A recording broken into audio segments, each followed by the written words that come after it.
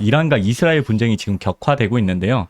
사실 오늘 오전 트럼프 대통령이 이란의 최고 지도자의 위치를 안다, 무조건 항복하라, 영어로 하니까 이제 unconditional surrender라는 강력한 메시지를 보냈는데, 이미 5일 전에 이란의 혁명수비대 총사령관과 이란군 총참모장이 이스라엘의 공격에 의해 사망했습니다. 바로 이 사람인데요. 저 왼쪽에 있는 분이 이제 이번에 사망한 이란군 총참모장, 그리고 오른쪽에 계신 분이 이제 혁명수비대 총사령관 소장 정도라고 하더라고요. 이렇게 사망을 하셨고, 핵 과학자들과 그 관계자들도 동시에 다 사망을 했습니다. 이스라엘이 미리 이란 현지에서 준비한 드론으로 이렇게 공격을 했다고 합니다. 이란도 곧바로 이제 응사에 나서서 미사일과 드론을 이제 이스라엘 텔아비브에 보냈는데, 거기서도 한 2발 정도가 착탄을 해서 사망자가 발생하기도 했고요. 근데 저는 이게 심상치 않아 보이는 게, 이스라엘과 이란이 이렇게 직접 맞붙은 거는 처음입니다. 원래 예전에 1차, 2차, 3차 중동전쟁이 있었죠. 48년도부터 67년까지. 아랍 제국들하고 이스라엘이 굉장히 전쟁을 많이 벌였는데, 그 당시만 해도 이란은 팔레비 왕조가 이끄는 친미 성향의 민주정부였어요. 그래서 이스라엘에 굉장히 우호적이었습니다. 이 사진에 나오시고, 그리고 여기 좀 연배 있으신 분은 아실 거예요. 저 팔레비 왕에 대해서. 1979년도 이슬람 혁명이 일어나기 전까지 이란을 지배를 했죠. 그런데 이제 호메이니를 중심으로 이슬람 혁명이 79년도에 일어나서 이란이 굉장히 급진적인 신정국가로 돌변을 하게 됩니다. 그러면서 헤즈볼라 같은 시아파 무장 조직을 지원을 하게 되면서 이스라엘하고 이란은 보이지 않는 그림자 정쟁을 한 4, 50년 동안 진행을 합니다. 하마스 같은 경우에도 이란의 지원을 받았는데, 여기는 순위파 계열이라 가지고 직접적으로 그렇게 막 연대를 표출하지는 않지만 사실 내부적으로는 무기 같은 거를 많이 공급을 받았어요. 이스라엘 입장에서는 자꾸만 자기네들 본토를 공격하는 이런 테러 집단들을 뒷배를 봐주는 이란이 곱게 보이지는 않았겠고요. 결정적으로 이란은 지금 잠재적 핵 보유국입니다. 이번에 타격한 것도 사실 핵시설을 공격한 거고, 어떤 그런 과학자들을 다 이번에 제거를 한 거잖아요. 이스라엘은 지금 국토가 좁기 때문에 사실 핵무기 하나만 떨어져도 전멸입니다. 국가의 안위가 완전히 무너질 수밖에 없죠. 저희가 이스라엘이고 이란인데, 지금 시리아랑 이라크 영공을 통과해서 직접적으로 기습 공격을 자행을 한 거예요. 그래서 이스라엘 같은 경우에 핵무기에 대해서 굉장히 과민 반응을 보이면서 주변 국가, 특히 적대 국가의 핵무장에 예민하게 반응하는 그런 관행이 좀 있었습니다. 그런데 요번에 이란을 직접적으로 타격하게 됨으로써 그동안 있지 않았던 이스라엘과 이란이 전면전으로 돌입하는 거 아니냐라는 관측이 좀 나오기 때문에 굉장히 우려가 좀 됩니다. 그런데 많은 분들이 좀 헷갈려 하실 수 있는데, 이란은 아랍 국가가 아닙니다. 아랍 연맹이 원래 22개국이 있는데, 이란은 시아파이기 때문에 튀르키예하고 같이 이슬람 국가로 분류되긴 하지만 아랍 연맹에는 속하지를 않아요. 원래 이란은 역사적 뿌리가 다릅니다. 다른 아랍 국가들하고는. 저긴 페르시아가 자기네들의 역사적 뿌리라고 생각을 하고 있어요. 성경에 나오는 그 고대 제국 바사라고 있죠. 그게 바로 저 페르시아입니다. 따라서 혈통적 구성도 다르고요. 언어도 아랍어를 쓰지 않고 고유한 그 페르시아어, 이란어라 그러죠. 그거를 많이 사용을 합니다. 그리고 이란이란 말 자체가 의미하는 게 바로 아리안족의 국가거든요. 그래서 그 민족 혈통적 구성도 인도 유럽 어계가 굉장히 강하기 때문에 이란 사람들은 아랍 사람들을 굉장히 무시해요. 베두인 사람들, 유목민족이라고.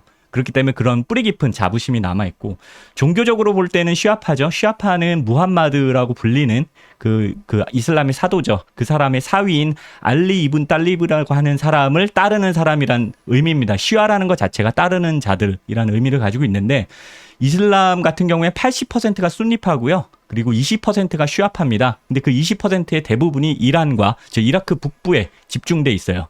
그렇기 때문에 완전히 조금 계열이 다른 국가이자 민족이라고 볼 수 있습니다. 그리고 과거에 사실 좀 고대 역사로 건너가자 그러면 이란은 이스라엘하고 사이가 나쁘지는 않았어요. 이란이 페르시아 아닙니까? 원래 이스라엘 같은 경우에는 다윗 왕조가 북이스라엘하고 남유다로 갈라지게 됩니다. 그게 이제 르호보암 3대 때 갈라지게 되는데, 남유다 왕국이 BC 이제 586년도에 멸망을 하죠. 그리고 어디한테 멸망당하냐면 바로 바벨론 제국한테 멸망당해요. 이라크 쪽에 있는.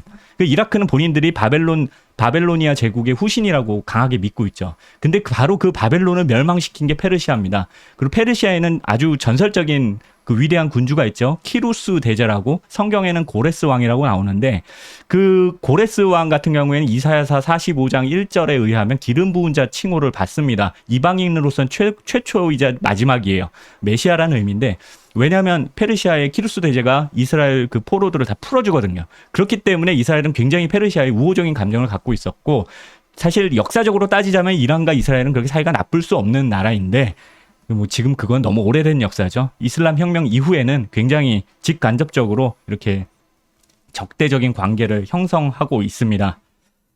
특히 이란은 공식적으로는 이슬람 공화국을 표방합니다. 근데 실질적으로는 신정국가죠. 최고 지도자, 지금은 이제 하메이니라고 불리는 사람이 최고 지도자인데 대통령도 뽑고 의회도 구성을 하지만 실질적으로는 이란은 최고 지도자 아래 대통령이 위치하는 구조를 띠고 있습니다.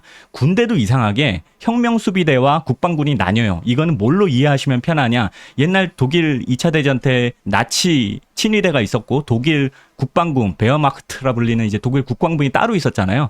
독일 국방군은 전쟁, 국제법에 의해서 군대로 이제 좀 인정을 받지만 친위대 자체는 테러 집단으로 인식이 돼서 전혀 이런 국제법적 보호를 받지 못하고 즉시 사살해도 되는 그런 구조였는데 바로 이란의 혁명수비대가 그런 나치 친위대 같은 저렇게 신정 정치를 옹호하는 정치군인들로 구성이 돼 있습니다. 근데 실질적으로는 혁명수비대의 권위나 위상이 훨씬 높아요. 이란에서는. 왜냐하면 팔레비 왕조 시절부터 있었던 국방군을 이란 혁명군이 믿질 않았기 때문에 모든 물적 자원과 지원을 이제 혁명수비대에 집중하게 됩니다. 그리고 놀랍게도 요번에 그 영상 하나 그 F-14 통켓 부서지는 게 있는데 영화 탑건에 나오는 F-14를 이란이 보유하고 있어요. 이걸 지금 이스라엘이 폭격해갖고 불태우는 장면인데 이란이 어떻게 F-14를 갖게 됐느냐? 저건 이제 팔레비 왕조 때 수입됐던 그 기체들인데 그거를 이란이 아직도 현역으로 보유하고 활용을 하고 있다가 이번에 이스라엘의 공습으로 저렇게 불타게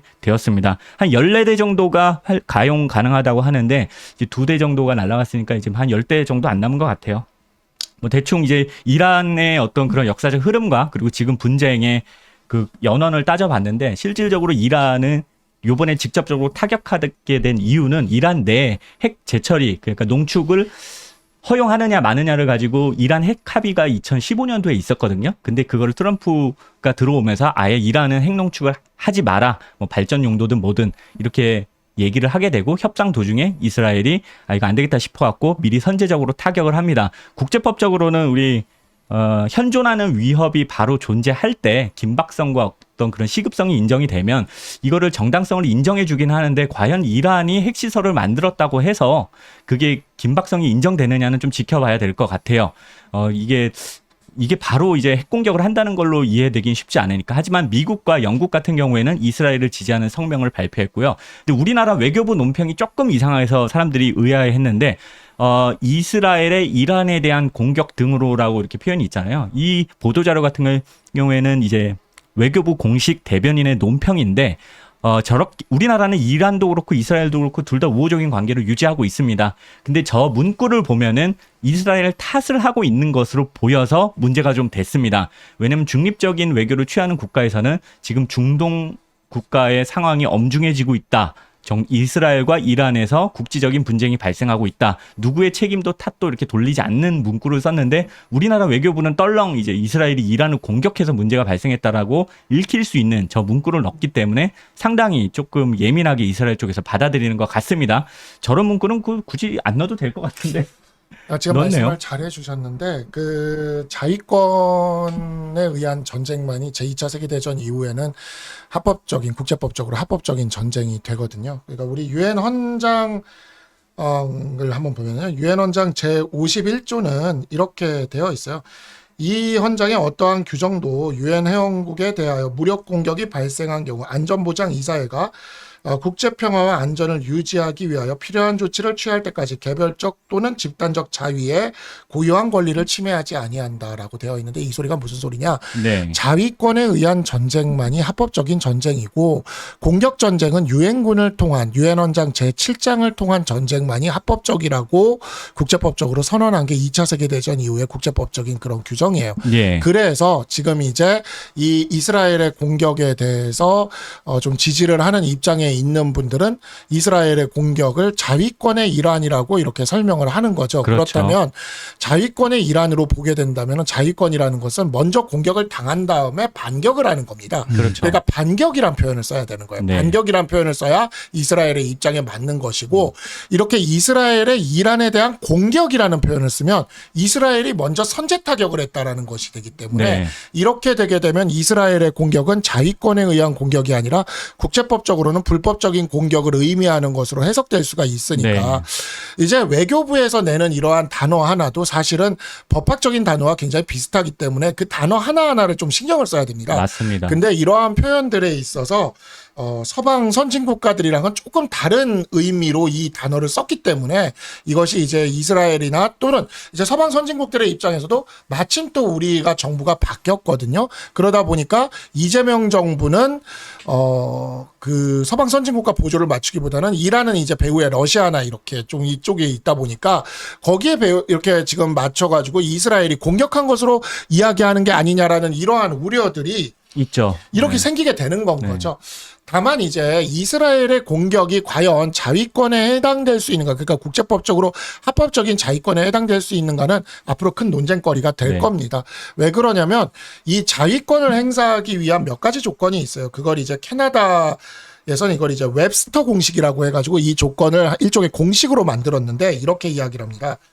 여러분 이것도 제 책에 다 있긴 합니다. 그러니까 이 책에 없는 게 없어요. 없는 게 없어요. 없는 게 이 책에 없어요. 다 있어요. 국제법까지 들어가 있는 줄 몰랐네. 국제법까지 제가 없는 게 없습니다. 사실 제가 국제법은 좀 강하다 생각했는데 여기 있었어요. 제가 모를 줄 알고 물어봤는데. 법과대학 다닐 때 국제법 잘 안 듣거든요. 네. 전 국제법 1, 2 다 듣고 졸업했어요. 아 그래요. 게다가 국제사법까지 들었어. 아. 국제법 관련 3법을 다 듣고 졸업을 다 해서 들으셨네. 예, 사실 그러니까 시험 공부나 해야 되는데 시험 공부 안 할 그런 거나 공부를 하고 있었던 어쨌든 그런 그 게 있어요. 요건 말씀해 주시죠. 웹스터 공식에 대한 요건에는 이러한 공식이 있습니다.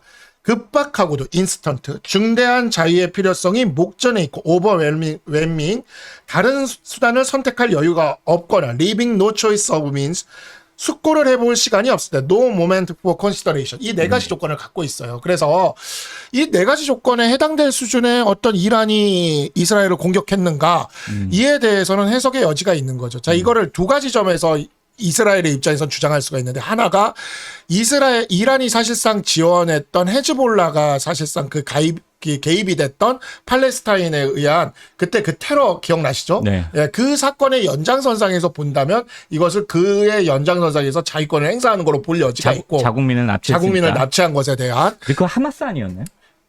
헤즈볼라도 조금 관여돼 있었다. 그래서 네. 헤즈볼라 쪽도 때렸어요. 하마스도 때리고 헤즈볼라도 때리고 네, 같이 다 같이. 때렸는데, 근데 이게 조금 헤즈볼라는 또 이랑 딱 또 연결된다고 하기도 또 애매한 면이 있어서 이게 좀 애매한 게 있어요. 그래서 이것만으로 좀 힘든데, 두 번째가 이제 그러면은 핵을 개발하는 것이 과연 이게 자위권을 행사할 대상이 되느냐. 자, 이게 바로 예방적 자위권과 관련된 문제입니다. 네. 그래서 이와 같이 공격을 하는 게 너무나 목전에 닥쳤을 때 우리 그 유엔 원장을 너무 기계적으로 해석하면 일단 한 대 맞아야 그 다음에 칠 수 있다는 거잖아요. 그렇죠. 그러니까 그거를 이제 최근 미국에서는, 미국의 국제법학자들은 맞기 전에 너무나 확실하다 싶으면 먼저 때려도 된다라는 것을 그걸 이제 예방적 자위권이라는 개념으로 설명을 해요. 그렇죠. 이게 어디서 문제가 되냐? 우리나라 연평도 포격 때 문제가 됐어요. 그렇죠. 그래서 연평도 포격 때 이 예방적 자위권과 관련된 엄청나게 많은 국제법 논문과 법학 연구 그 텍스트들이 쏟아져 나왔고, 지금도 연평도 포격 이후로 이 장사정포가 우리나라를 다 겨누고 있잖아요. 그러니까 일반적으로 국제법상 자위권의 개념으로만 놓고 보면 북한이 우리를 일단 한 대 때려야 우리가 그 다음에 칠 수가 있는 거거든요. 네. 근데 전략 자산들, 정보 자산들이 많이 있으면 북한이 우리를 공격할지 안 할지를 미리 확인할 수가 있어요. 네. 그러면 그거를 기다렸다가, 그럼에도 국제법을 지키기 위해서 기다렸다가 일단 서울 어딘가에 한 대 맞고 그 다음에 때려야 되냐? 그건 아니지. 아니면 포를 이렇게 끌고 나오고 있을 때 거기다가 그냥 바로 갖다가 꽂아버려야 되냐?